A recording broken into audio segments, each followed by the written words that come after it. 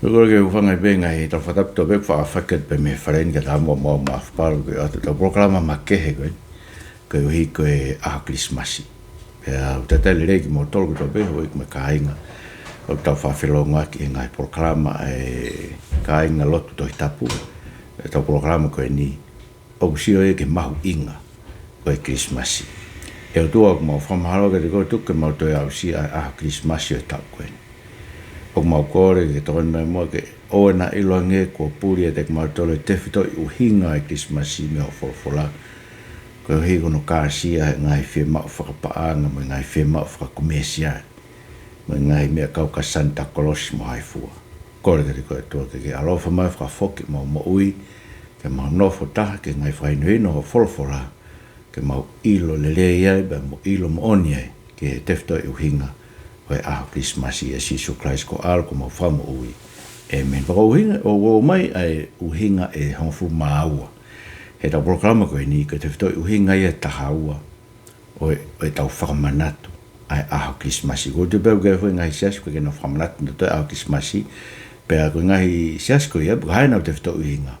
Kau mahin pēra tol mei he tohi tapu, kai koe ngahi sias whakaristiane. O koe kena whamanatu ai aho Kilisimasi. E koe hui koe tau whamanatu ai aho Kilisimasi, koe koe hui koe aho. Koe hui ka koe whakaukau e Kilisimasi. Koe hoko o tangata, hotau o tua e Christ. Puk trama ke te tau tolo he tohi kau lakisione. Koe ke nau tolgo koe ke nau lau, nai hoko o tua tangata, ia Sisu Christ hono alo. O kumahinu peo koe ke nau ilo e nau tole o tua, pa koe ke nau ofa ke o tua. Koe hui au tau pehe koe ngahi ka kai koe me ngai sias koe ke nau whamanatu na tau ai aho Kilisimasi. Koe kai koe ngai sias whakakristiane ki nau tau. Koe ngahi ui ngai, koe laki koe o tua ia koe o Abrahame. Ai tau wham ke whawhetaulaki Kilisimasi ko Karais nai hao. Koe hinga whakefu I rea Kilisimasi. Karais masi, koe hoko mai a Karais. Pe koe hoko mai e Misaia, pe koe hoko mai aloe o tua. Ka kumahu inga o bitu ke whakatoa ngai, koe alo oe o tua, koe o tua ia o Abrahame, ai sake mo se kope. Ei koe o tua ia ngai tala ofa ko toa pe ai o tua whai e toi tapu. Tau te whito, tala ofa nei whai ke Abrahame, koe tala ofa e whonua, tala ofa e pure anga lahi, ai koe pure anga e o tua, tala ofa e whakamonu ia, te tau monu ia ko toa pe, ai ke tau tolo e whakamonu ia I he hako Abrahame, maine te tau tolo, ko Sisu Christ. Ai ko senu vai valu e ves ni mano ke ni mavalu ko forfola Sisu ke kausiu na mato ke fia ho mo tamai ko Abrahame ke mamata ki o aho. Pe na mamata ia be fia. Pe re ka kaisiu ke te ia te kai ni mango full ta ho motua. Pe ko ke mamata ke Abrahame. Pe talangi Sisu ke te na tol ko moni ko tala ke te mo tol ki mo ia Abrahame o ko ia. Ai ko o tua ne ko o Abrahame ko hoko mai ke te tau tolu I Kilisimasi. Koe ke whakasino ia te ngai tala ofa ko tō pena whai ke Abraham. Mahinu pe te tau tolu tala ofa e whonua. Koe whonua ia ko Israeli. Whonua e tala ofa. Koe whonua ia nei tala e mau e Abraham mono hako. Kau toi sio e whonua ke whonua whakalangi. Koe tala mai te vita ke te tau tolu e sami hivanima. Ta koe whonua koe aina nau o mai nau tolu ke he o tua whakafou mai e sio siwa. O ku tuhu ia ke malolo anga whasapate koe nei ngahi. Talo e whakatupu. Ai maina ke te tau tolu ai, ko mau inga ia o tua, o Abraham, o tua Isaac, o tua Sekope. Ko ia ni unanu, o mai ke te tau tolu e Sisu Christ, whamonia, ngai tala ofa ko ia, e whanua, pure anga o tua, pure anga tau kau ke, monu ia anga ko, tala mai e ngawe wahe tolu ke te tau tolu, ko monu ia anga ko Sisu Christ. Ko e whakatafoki tau tolu, me tau ngahi ang hara. Ai, ko e Christmas fia ai. Koe kakai, ko whakatafoki nau tolu e eko Sisu Christ. Me lau ngahi ngara kono wa. O kuia ai potwholofola koen ia sione vai waki ve stafa. Aia, o tatau ia me whakaukau koe e kisoto vai tolu ve stafa. Ai wholofola koe ai o tua ko koa waipe hoku huafa. Ai whak nei, ko mea nei koe mo sese koe ki si hova. Ko hai ho huafa ka pati o aro eke mai Israeli pe ko hai. Ai o tua na whekau atu au. Hai te talang. Talang ko koa waipe. Ai kono moni koe o tua. Talu ini ia ana kamataanga. Koe kano kamataanga. Koe kano ngataanga. Pea koe kai ke makatu unga ine ia I ana koe ko hataha.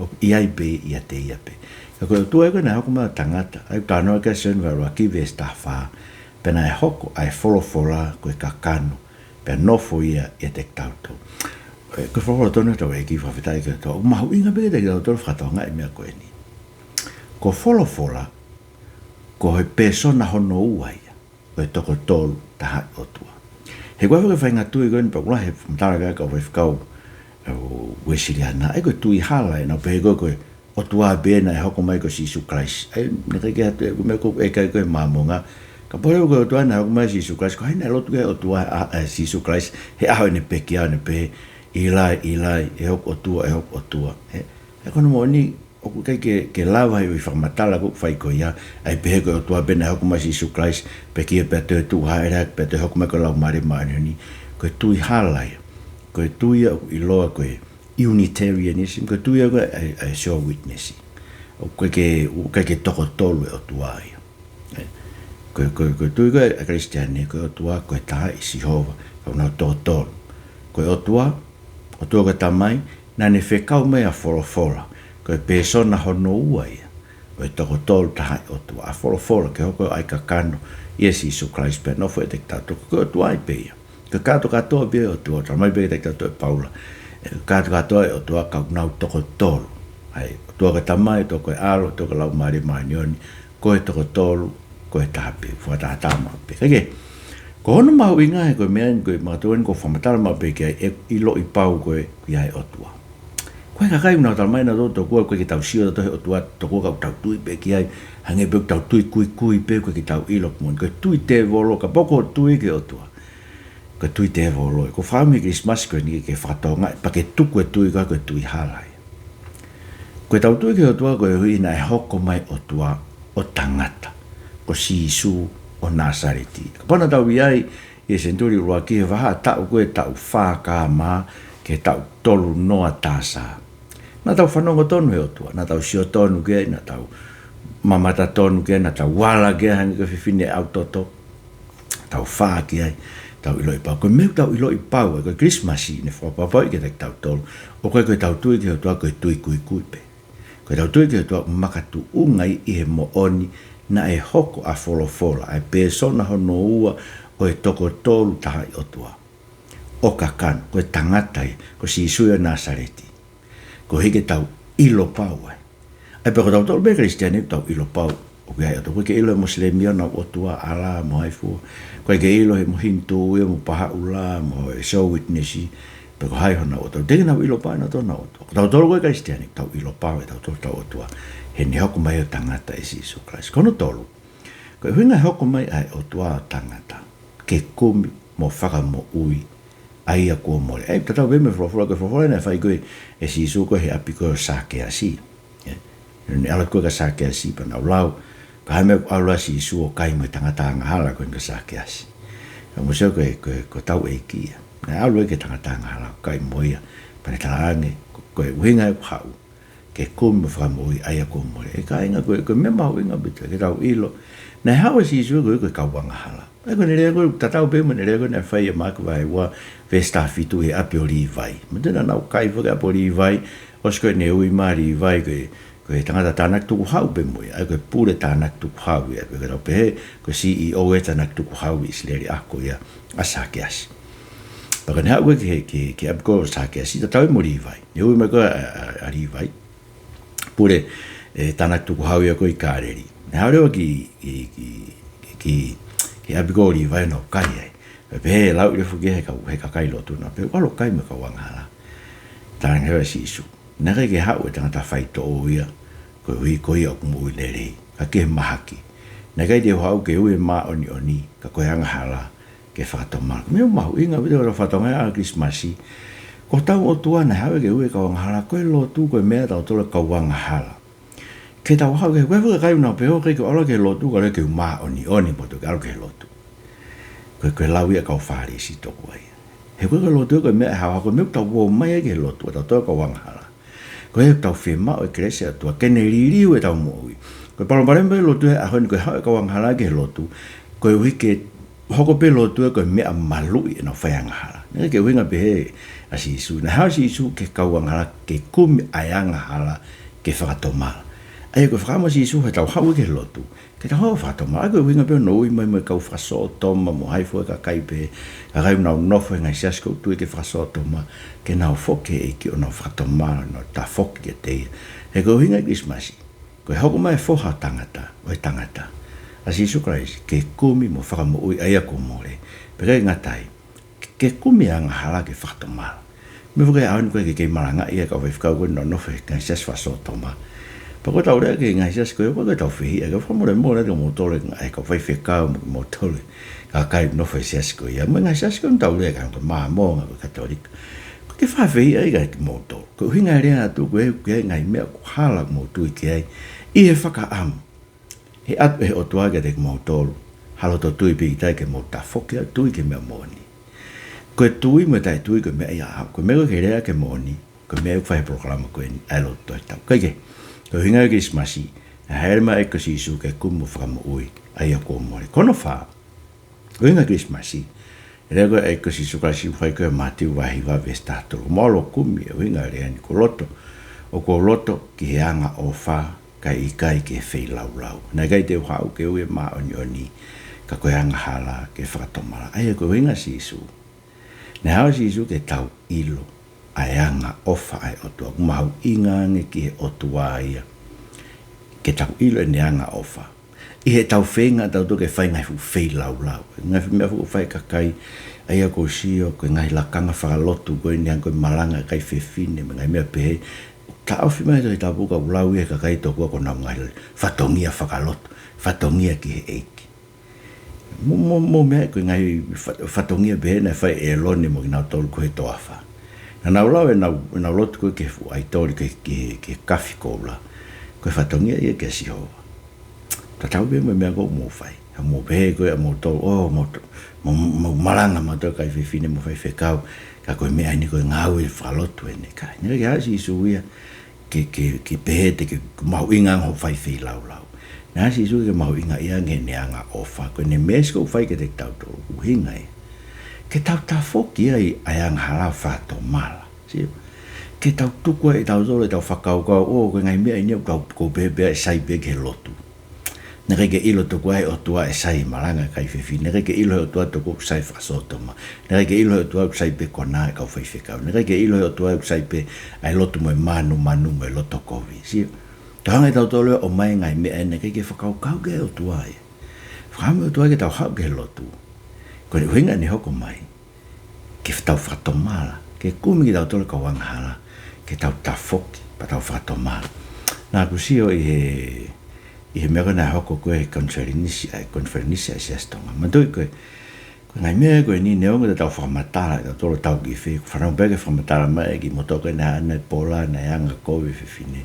Kau tau ngari vare beke tau tolo e ka kai lotu. Ta tau bea me tam kua kuhanga ka wai kau ta ia ta.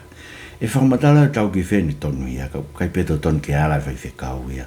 O whai hai mea pene, e peto tonu, maino befo koe whare ina whai ke kau security koe na nau le ohi koe ai konferenisi koe ne ses o tonga ke nau ganaanga whai ngai mea koe ni o ngari vare. Ko le bea mo toko whai whekau me tantai presteni. Mo tawhi mo kau security me whekau. Kau karewa ke mo tari ke ate ka kai o whai pehe. Mandu ka pau nao te ka kai o lako mo mea. Whawhetai koe ke o tua. Na ke o mai koe o mea koe mea ke o tua. E hangai o tua whakamau i tō tāko ia ne whai koe ke ofa nā ke whai. Ko mea tau tolu whai koe ofa ko tau whiri. Si koe ofa si su Christ na ton ke whai. Ke si whiwhini koe rinde ton ke tānaka te o mea he whaoe. Pa ke tu o alo mua. Kau te ke nofo he ni koe hi. He koe ke toko ni era te kumatu. E ko kuhinga. O ton ke hae te tau tolu e ka kai lotu. Mo ngai katoanga whakalotu. Ai fua o ka kai ko whakatomala. E tau hala don to whakamatara tau ki whi pepe ka kai ia. Na ton be ke ngari lotu ange tau me ngari anga bana ka katoa nga be tau be ka katoa nga apiaku tai lotu ngai apiaku kon ko ke nau kau ke lotu me ngai mea be apiaku ai pure anga be ka ngai mea be e he ko no mo ni to ton ke tau ke hae de tau to se ke mau mai nga hu fei lau na fai ko hi he ko ke tau ke fai he tau fei lau fai lau tau hu fei lau ke tau lava to anga ofa na hoko masi su Kilisimasi o ko loto ke anga ofa for si su ko mati vai vai sta tolu kai ikai ke fila ora ai ko pepe au ka pau ko ke lava ke tau hanga tau fika kai we tau hanga pure le re me pe ka pau ke tau loto ke mai ka kai o fai pe he ke tau ngai me ke tau ngai ka tau nga falot ko tau tu ko ai me kai tau ka tau hanga be bos tau matu tu fa polu be tu ko ngai pola me ngai me ko fra hoko ia ko fra tupu ha me ke ngari vare e tau fai e loto ko ke fa mo be ko fa pa para be ke te motor ko fa fika se si otonga ko maheni mo tol tola ka na usio me ko ni po pe ka te au e tau hela ki tau tonu fa matala tau tonu hia e os lau be ka kai e ta ngari loto ai me na fa ke ko Uhinga no nima ko e Kilisimasi ma inge tau fatonga rakti moto vai raki vesta nima pere veti mat ko tala mo ni pe ta mo ka kai ko to pe ke ma uia na hele ma kraisi su ki mama ni ke fa mo ui ka kai ang hala pa kono fungania for tonu tau eki pa veta e pega to ai pega paula ko fungania we ka wang hala na hele ma si su ke fa mo ai ko Uhinga ko Kilisimasi ko tau ilo e tau tol ko ni a tau tol ka kai lotu ko fungani ki tau ka wang hala ko no inga o ke se tau fa tau programa ko tau pe tau afunga morga mama tau pe tau ton ki tau ka hala ko ton ka hala ko me ko tonu e to tapu pero me veo tu ai que totonio ko tu ai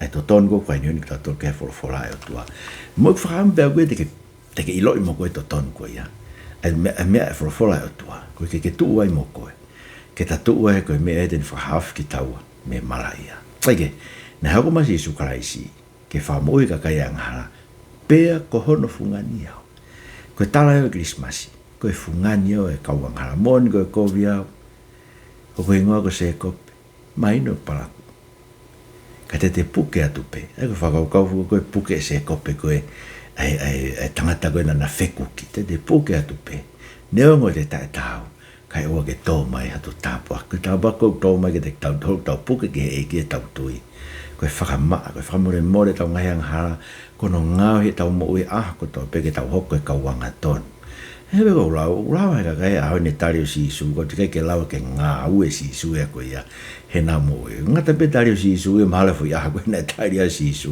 ko ya nga u si su e fa tau mo ko Uhinga ne ha ko ke ilo pe au ilo Uhinga a Kilisimasi ko fungani o ang hala ko a ke ta fa fe tai ke o tu na ne lau ki tau ko fungani o ka wang hala o ku mahu inga e ta mo ui ke fai ho ta fa mo ui na ha ko ma si su ki mahamani a Kilisimasi en to fa manatu ko hi ke fa mo e ka wang hala kono no ma ka vai mo fu bes fa ni ma ne ke ha fo ho tangata ke tau hi ai ka ke tau pe ke fo ke ne mo ui ko hu hu o to la e ko mo ne ke ha ke ma ha ka kai ke na tau hi ke te he mande fu ke tau hi o to ai e anima o tangata ko ke afio i he fare ko ngahi e tangata me fare be tahana ni for a fio fare ko na langa Solomone na holo ke fare ko ya ka Babilone tau ni ma valono kama to langa na to fare fok e faka he ko nga ko selu pe pe ka ne kai pe te finalo to ai ke no fe fare ko ya fare ko na ha si su ka ne kai finalo to ko ne kai ke no fe fare ko ya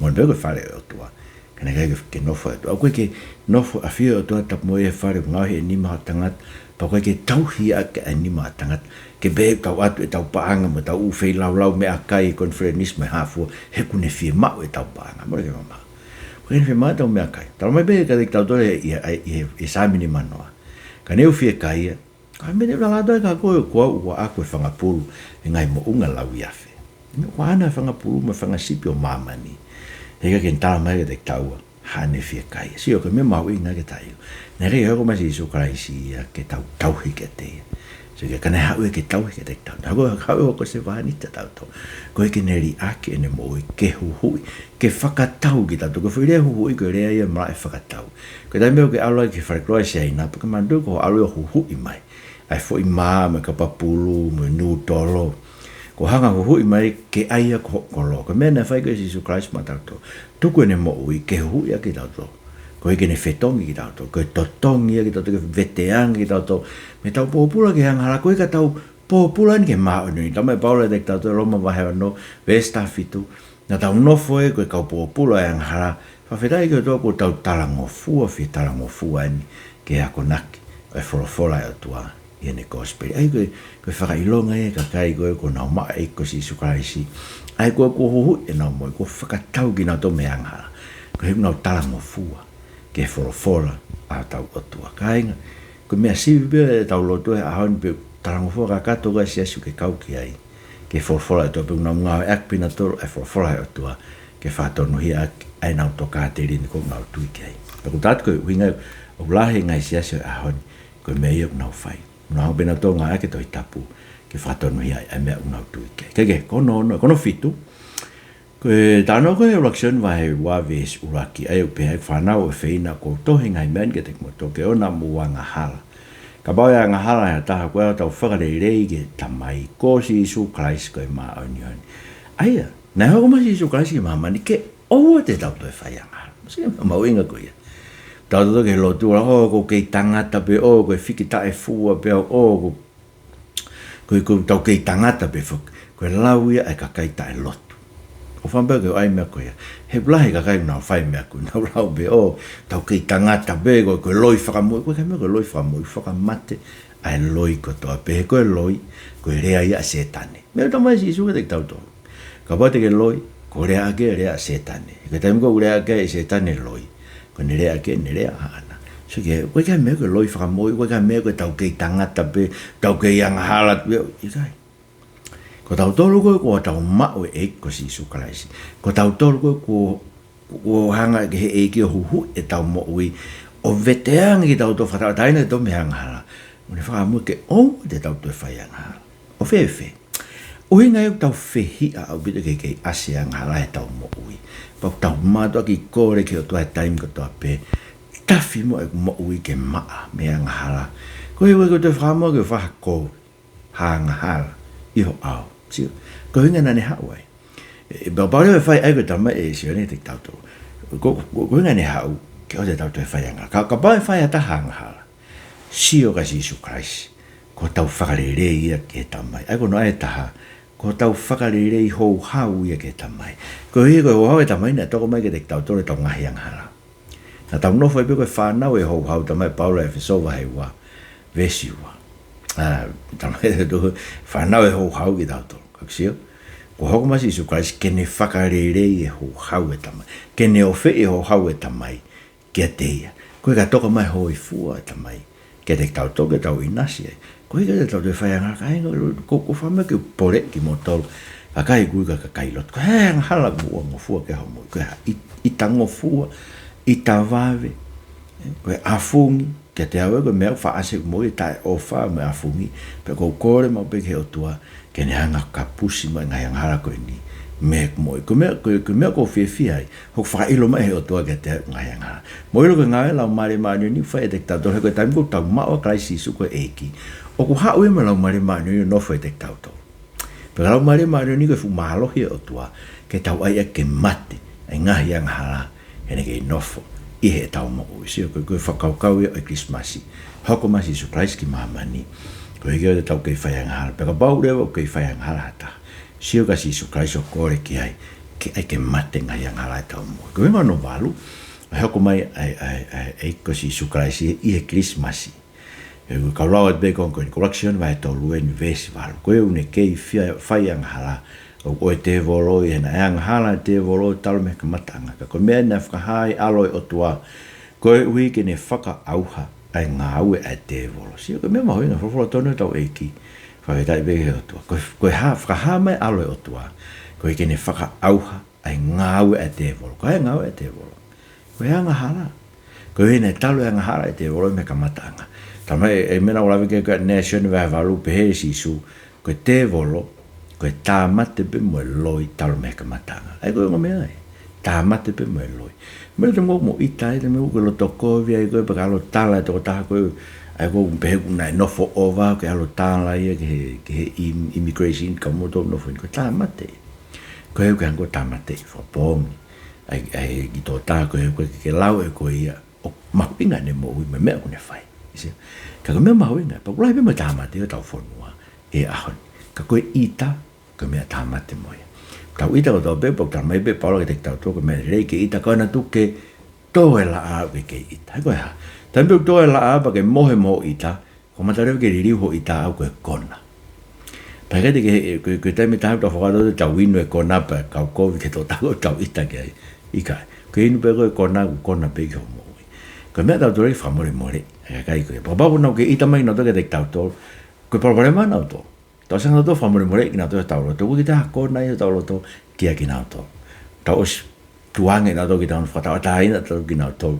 me tek tau to ko tau ke no fno to o ita ke tek na to ai ko uhinga ka no ake ki ko me ai na ha ko ma si su na ha ko me alo o to ki mamani ke ne faka auha ai nga au e te volo kainga me pango ke aspe nga au e te volo yo tau kakai tonga ke ngai me ron tau na ta no ge eni ha mai koe ngai me fa e konfenisi se sto to fam che pure anga koe ni e fatu e to e paremia no per fra fanua ta moia e ha ko prante no fa ta e ongo fa hi koe ne kakai e ha no mau pa te ne wato a sa ke ko ne to kon paremia pa e ke mi sta pa anga no pure anga si nga re wa tu fi mare me te na to le to nga koe haka kai ke na nga we e fonua ke na lava tu fakata ai kakai ai ka ko e fare area pa na fai to ton we nga we fai to ta ko le rei pa na fa malo ke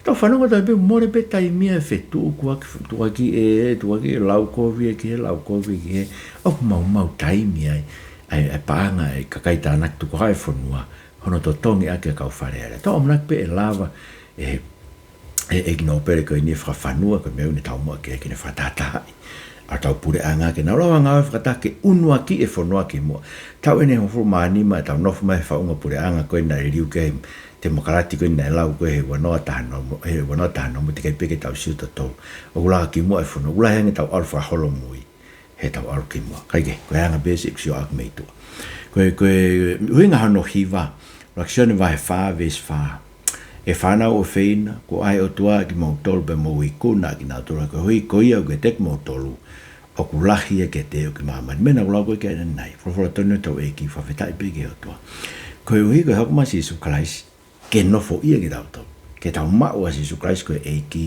e ke no fo ta mo ui pa ko no fo tek ta to lahi ko meten lava o faka au ha nga o e te volo ta mo ui he o ku lahi to ta ko no fo tek ta to e te ia ko o no i mama ni ko nga no fulu e belo vai wa ve stafa ka lawa pero me e ma e fa nau ai ka kano mai toto ne ai fo ke ia hanga ko ia ko i ke faka au ha ia i mate ai na ana malo i mate ko te volo ai ko nga ne ai ka kano mo toto ke lava o tua ta e fa mate o tua ta ngata o tua go ana mo ui ke lava mate ko ia ko e ko totongi ta wanga hala so ko me beten lava ki fa mo ui ki da ka wanga hala ko a ko nan talanga ko ka atama mo i ve ngowe ko a te mo kai ai a ka te mo mate si na ta mate pe ta pe me ai ta pe ta mate me pe tu au mai pe tu fa halo mai anga ta au nga ko te ta to lo mai ke te ta to e a ka fa feta